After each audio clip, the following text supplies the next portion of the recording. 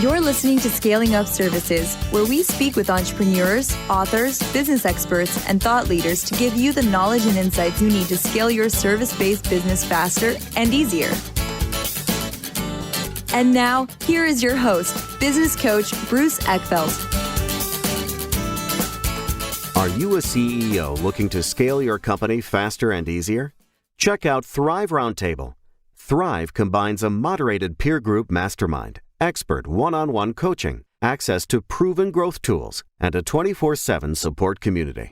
Created by Inc. award-winning CEO and certified scaling up business coach Bruce Eckfeldt, Thrive will help you grow your business more quickly and with less drama. For details on the program, visit eckfeldt.com/thrive. That's ECKFELDT.com/thrive. Welcome, everyone. This is Scaling Up Services. I'm Bruce Eckfeldt. I'm your host. And our guest today is Matt Dixon. And Matt is co-author of The Challenger Sale. And he's also Chief Product and Research Officer at Tethr. We're going to talk a little bit about that. But I'm excited for this. Matt has been in the whole kind of how to run sales, how to make sales effective, sales strategy for a while. I've read his stuff for a long time. A lot of things that I've used in my businesses and the businesses that I've worked with has been highly effective. So I'm really excited for this conversation, excited to learn more. With that, Matt, welcome to the program. Hey, Bruce. Thanks very much for inviting me. So why don't we actually kind of go back to your story and kind of your background. Before Challenger Sale, before you got into this space of being a thought leader in this area, what was your background? What got you into looking at sales, looking at sales effectiveness, looking at customer service and all of those things? What's the backstory?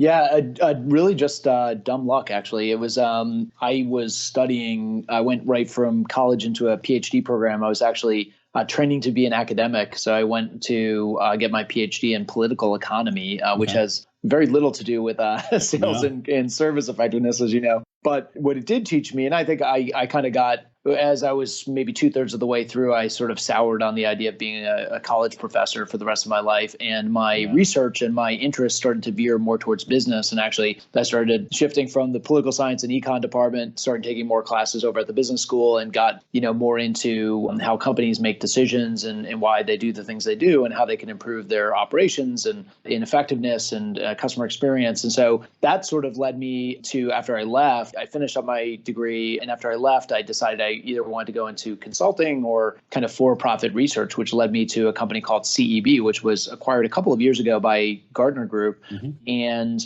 when I joined, we were maybe 200 something people. When I left, we were like 5,000 people. So it was I was there for 18 years, and I started. It was basically CEB was a for-profit think tank. So we did research for companies on sales and customer service and legal and HR and finance and you name it. And I came in. I actually started in our IT research group, which was probably a bad fit just because I could barely operate my own computer. So, or maybe the perfect fit if you're on the research side. Maybe, yeah. And I shifted from there. I did a tour in our new product development group for a few years. And then when I went back to the research business, I started running our contact center and customer service practice. I did that for a couple of years. And then I picked up our sales practice. And so I had sales and service then really for, I guess that was back in 2005, 2006. And right up until when I left CB in 2017, I had those practice areas. And towards the end, I picked up our financial services vertical as well. So, again, it was sort of a circuitous journey. But I will say, looking back on my experience, the most fun I had and the most interesting area and the things that really resonated with me were around sales effectiveness and customer service. And I think for the reason is that it's such a relatable thing for all of us. I mean, we've all in business, we've all had experiences, good and bad, with salespepeople. And then as consumers, we've had experiences, I would say largely bad, with customer service organizations and call centers.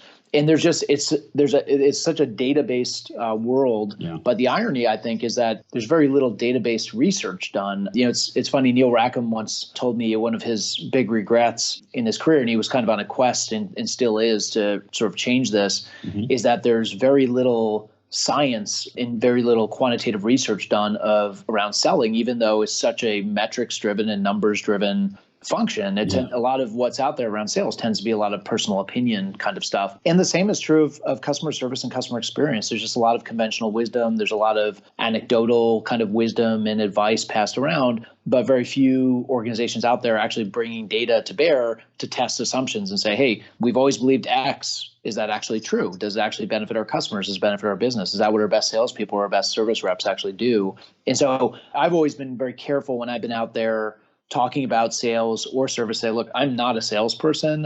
I join a lot of sales calls, but as a product guy, and nor am I a service professional. But I bring a lot of research to bear, and a lot of what we've done. Challenger is a great example. Is not us kind of imposing a point of view and saying, hey, we think you should sell this way, but instead studying what actual best salespeople are doing. And then we just gave a name to it and wrapped a story around it. Yeah. But I always say, look, I didn't invent this stuff. Your best salespeople were already doing this, and we discovered it and we gave a name to it. So yeah, that's a really good point. I think it's very true. We use a lot of analytics and metrics and measures to manage sales, but we don't use a lot of them to really sort of diagnose and figure out what's really happening and what's working, what's not working, and why, and how do we recreate it from a positive point of view. Yeah. So let's talk about Challenger a little bit. I think it's something we've talked about on the program a couple of different times in different ways, but why don't we sort of go back a little bit and understand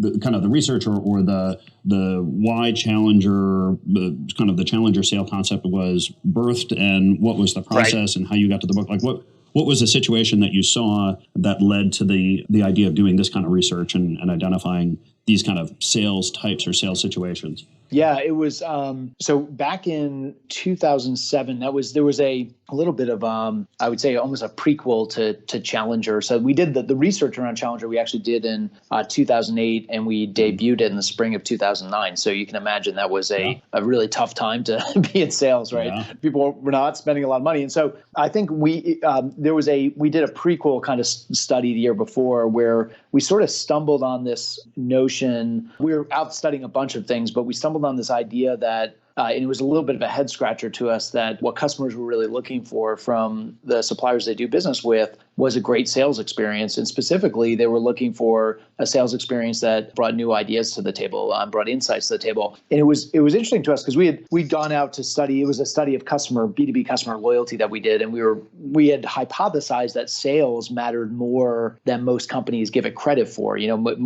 Most companies would say, well, it's all about the product differentiation. It's all about the brand. It's about the price. And what we actually found, if you recall from the book, is that actually 53% of business customer loyalty was a function of sales. So it's actually more a function of how you sell, not what you sell. And the reality is, in a world where many suppliers, their offerings are seen as kind of commodities by the customer, and not in really a bad way, but if you look at the companies who make the short list in any solution selling or complex sales effort, they're all pretty compelling suppliers offering really great solutions. Some are a little bit better in some respects, and others are better in other respects. But the thing that breaks the tie is the sales conversation. So we came upon this in 2007, and then all the wheels came off on the economy, and so we're going to continue studying this idea of customer loyalty. And we kind of pivoted a little bit, and we said, well, why don't we go out and do a study of what best sellers are doing? Because really, we were, as a business, in CB sells research, right? And when the going gets tough and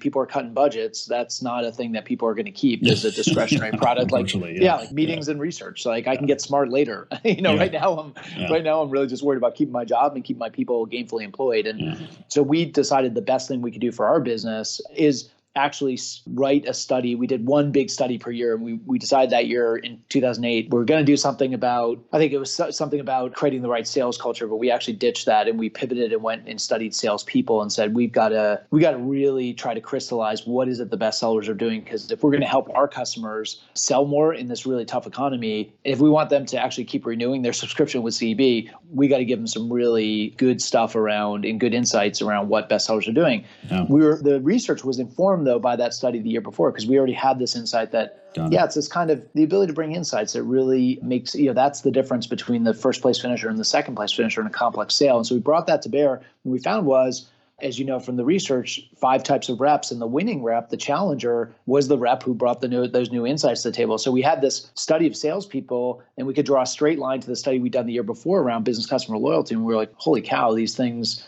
we're telling the same story here. We brought them back together, and it was funny. I remember the first time we presented that research, the way we did the research, and we go into a lot more detail in the book, is we went out to, I think the initial study was like 6,000 salespeople, went out to about 100 companies. They gave us lists of sellers ranked by performance, and we had the managers of those sellers actually evaluate them on a 1 to 7 scale across like 50 or 60 different attributes. Sure. How good they are at negotiation, how willing they are to risk disapproval or put forth, go the extra mile, like how goal-oriented are they? Are they good at solution selling?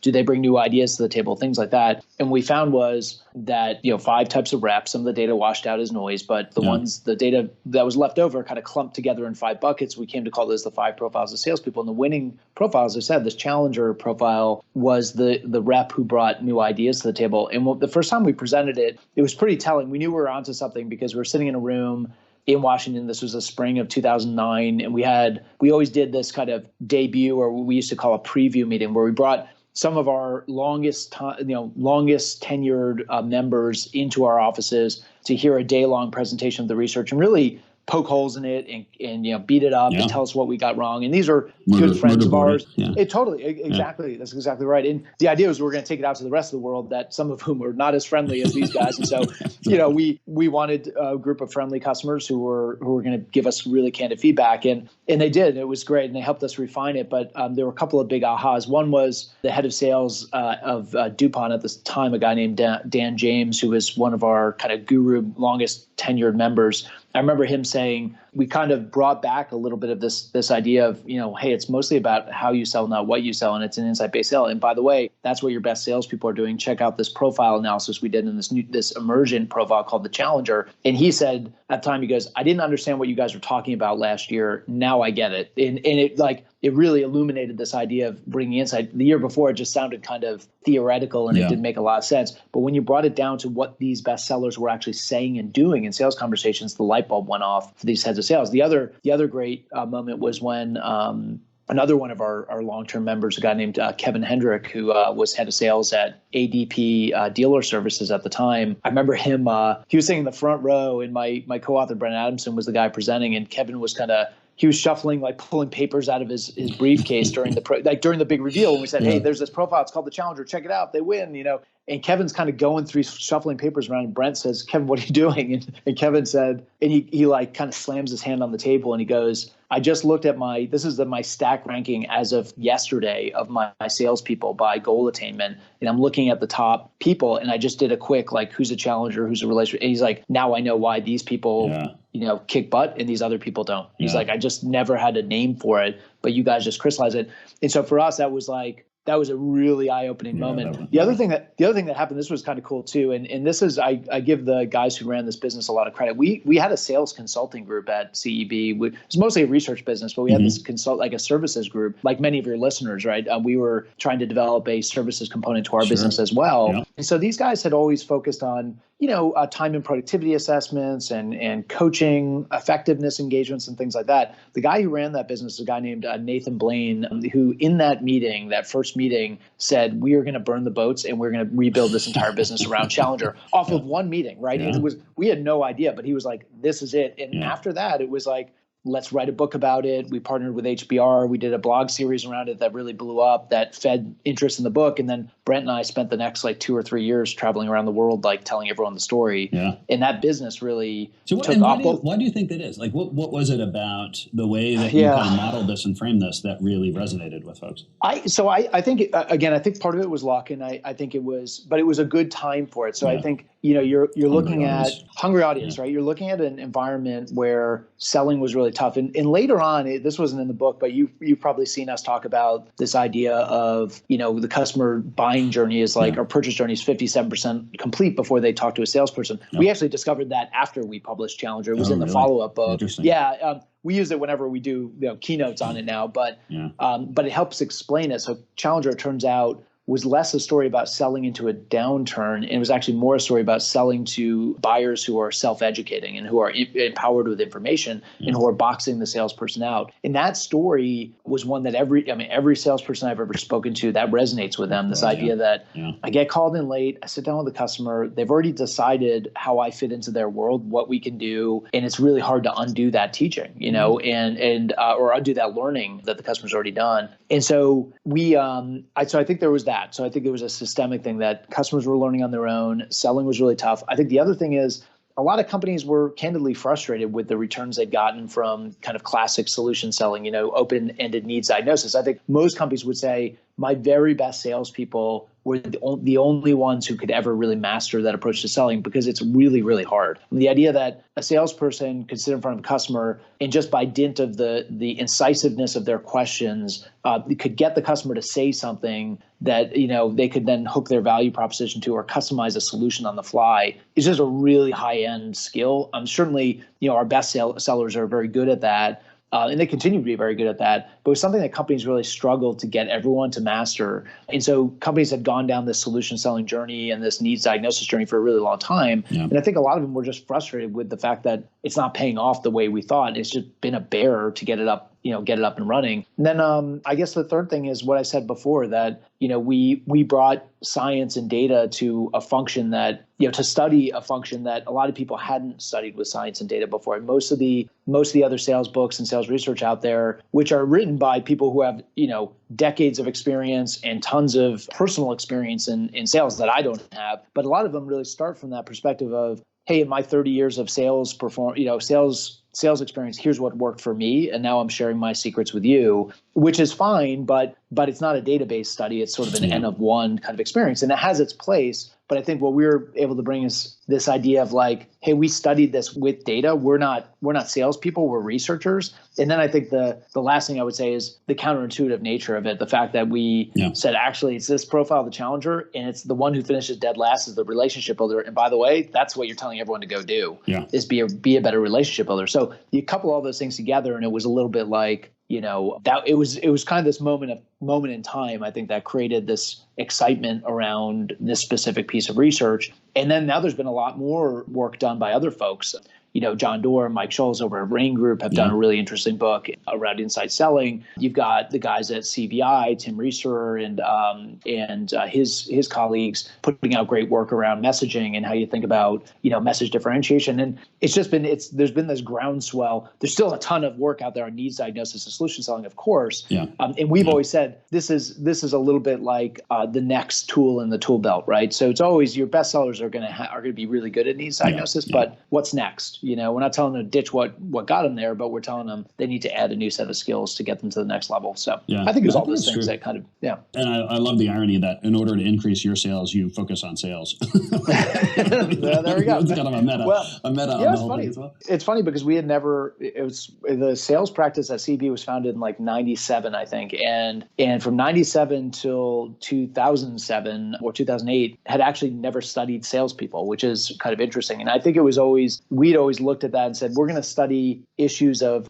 sales coverage or channel partner management or key account strategy, customer segmentation. And we always tried to stay at a very strategic level. And I think we found and we were always a little bit antsy about studying salespeople because there's so much out there on salespeople, right? And we just didn't know what we could add. And we kind of were forced into it, and it worked out pretty well. But it was not necessarily our bread and butter, up until that point. Since then, that's what the sales practice, and at Gartner, that's what the sales practice continues to study is, 1 year they're studying salespeople, the next year they're studying sales managers, next year they're studying customers, and they go back to salespeople again. Yeah. So we've realized that's at the end of the day, that's what heads of sales want to know about is what do my best salespeople do, and how are my customers changing the way that they buy, and how do we adapt to that? So I think it's true. I think one of the nice things or the really effective things that I found about Challenger is that it gives you much more of a tool set to identify out of the people that I have or the people that I'm thinking about hiring, how can I identify future potential performance based on this model? But it also is, I like it because it's kind of a manageable, trainable, developable skill. Like you can, taking this approach and thinking through how I'm going to build a sales organization,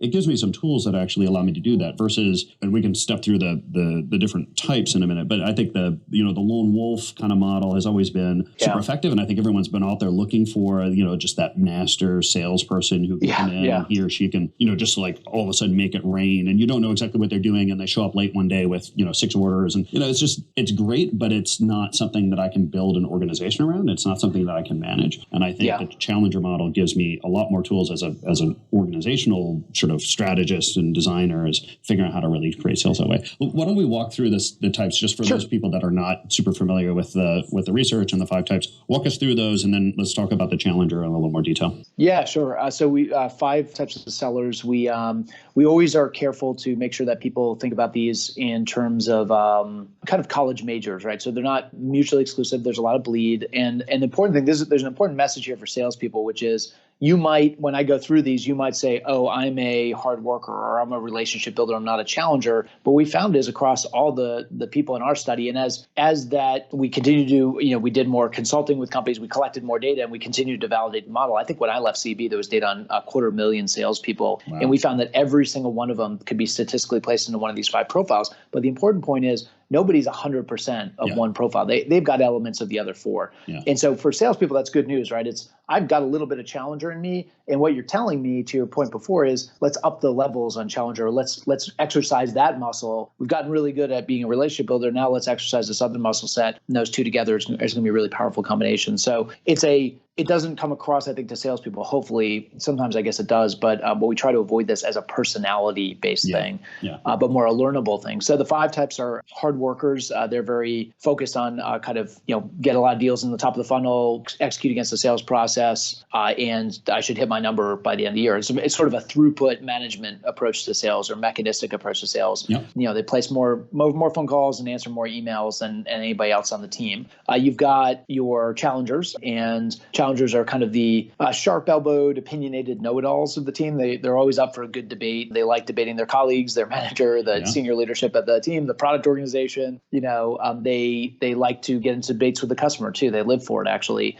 They love that moment where they convince the customer that they're doing it wrong and that they need to think about things differently. You've got relationship builders. These are not really, I'd be careful because we've been accused, I think, of creating kind of a straw person argument here, but we don't mean sort of the glad-handing sycophant or the 5 martini lunch or the round of golf. We're talking about really salespeople who are very good at doing what we've taught salespeople to do for at least the last 30 years, which is go in, diagnose the customer's needs, and address those needs. So it's a very reactive posture. It's a very kind of servant-based posture that these relationship builders take. You've got your lone wolves. Lone wolves are as we say, the prima donnas of the sales organization. They don't follow your sales process. They don't use the marketing materials that you invested in creating. They sell stuff that your company doesn't even make, and then they ask for forgiveness later. And what we find in the results is there's a selection bias because the people who ignore the rules and miss their number are usually shown the exits or told to get in line, and they get in line or they're forced out. It's the people who ignore the rules and kill their number that we let them get away with it. Unless if you're in a regulated business, you probably wouldn't, like med devices, pharma, or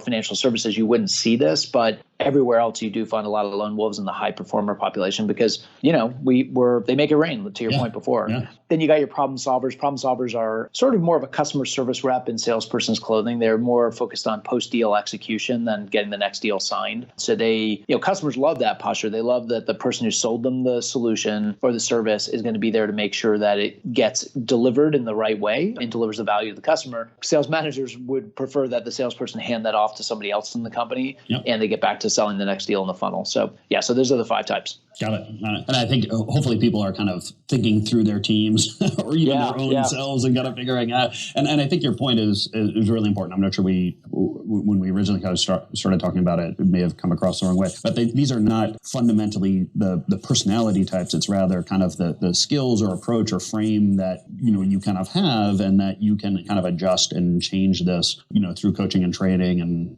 again, and that's why I say that this is a great great framework for, people that are looking to develop their sales organization, because it gives them some tools to do that. What are some of the things, if companies are trying to, or looking at training around this, what are the types of things companies can do to accentuate or to help people behave, interact, use the challenger strategy more than some of the other ones? Like, what does that process look like? Yeah, it's a great question. And I think to your point, it really can't be overemphasized that this definitely is a learnable set of skills. It doesn't mean that everyone can or will learn it, but it's not unlike anything else. I mean, you're going to have some people who opt out of the journey, but we've always found, companies who are committed to this, they see about a 70 to 80% success rate in getting people to up the levels of challengerness in their sales approach, or at least, even if they're not a natural born challenger, play the role of the challenger when called upon to do so in a customer situation. The people who don't make it, it's usually reasons of will, not skill. They just say, hey, what got me here, I'm comfortable selling this way. And I just kind of reject this idea of, creating tension in the customer relationship and challenging customer thinking. I'm more of this kind of seller, and I'm going to go somewhere where they're going to value that sales approach, and so they'll leave. But we found, in terms of developing the skills, there's a few key parts. One is to remember that some of these skills, when we talk about challengers in the book, the skills of the challenger, the three key skills are teaching, so bringing new insights to the table, tailoring those insights, because as we know, selling services today, selling complex solutions to customers, it's a game of herding cats, right? So you're not selling to one stakeholder, you're selling across the organization, all up and down the organization as well. So even if you have a great provocative idea, you got to use that idea and apply it in different ways to different stakeholders. And then lastly, we talk about the challenger as being assertive, or that they take control. And really the idea there is that they're not obnoxious or aggressive or, rude people. We call that the sixth profile, the jerk, and that's not what I focus on. And we would never advocate for that, But these folks they're assertive, and they purposefully create tension at key moments in the sale. They get the customer to squint, to lean forward, to furrow their brow and say, I never heard of it that way before, or maybe I don't even agree with what you're saying. Let's get into it a little bit and talk about whether your idea has merit to my business. But they create that engagement, but they do so by actually creating some positive or constructive tension in the dialogue. So the first thing you would assume, or you would maybe conclude, if you look at those skills, teaching, tailoring, taking control, or being assertive, those are not things that you learn in a one-day training session, or it's not the same as if you and I were going to be trained on Salesforce, or we're going to be trained on Marketo, or a number of systems, or if we're going to be trained on a new product or a new comp plan or something like that, or even a new sales process.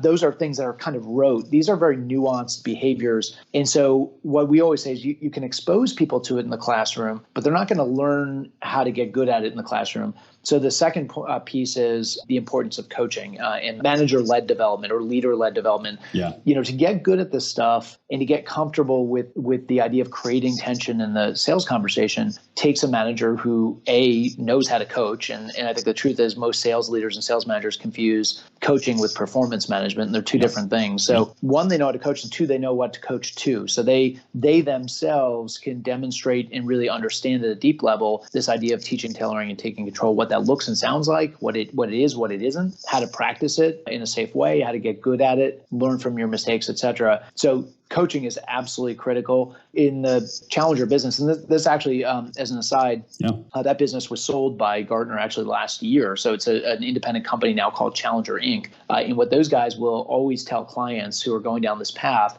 is that the best thing to do is first expose your managers to Challenger, get them really, have them go through the training, get them like drinking the Kool-Aid, get them ready. And by the way, make sure that they understand what good coaching looks and sounds like, and then how to coach those Challenger behaviors. Because when you send those reps to training, which you're going to want to do after you get the managers exposed, you need those managers ready to catch them as they come out of training and work with them to get better at those skills. The third piece I would say, and this is absolutely critical, and we've seen this is probably the biggest failure point we see with Challenger, is that Challenger itself is as much an organizational capability as it is an individual skill. So what I mean by that is if you're going to go out and challenge customers with new insights, if you don't have something to challenge with, then you're actually just annoying. You're not challenging. And so in order to teach, tailor, and take control effectively, you've got to have a really good insight And in the book, we talk a lot about what a great insight sounds like. How is it put together literally in a pitch deck for a customer? How's that conversation unfold? What are you looking for from the customer? What cues, what responses? But the job of creating that stuff is usually the job of marketing, sales leadership, product, and it's the job of the company to build that stuff. And so one of the other things that the folks at Challenger Inc. would tell you, if you really want to do this right, get your managers on board, get them, comfortable, teach them how to coach, and then get them comfortable with the idea of Challenger and ready to catch those reps as they come out of training. But more importantly, get marketing in the organization busy building those insights, because what really makes that training rock for the reps is when it's about your insight, not about some generic insight. Yeah. So, and if you don't give them that stuff, this whole thing could fall flat. I mean, I still get asked a lot to come out and speak about Challenger. And I always caution people. I say, look, it's just so you know, it's I like to think I'm entertaining, but it's not entertainment. So I'm gonna leave. And when I leave, all of your people are gonna ask you, hey, when am I getting trained on that? And by the way, that guy told me that having insights is really important. And I'm looking at my pitch deck right now. It's not very insightful.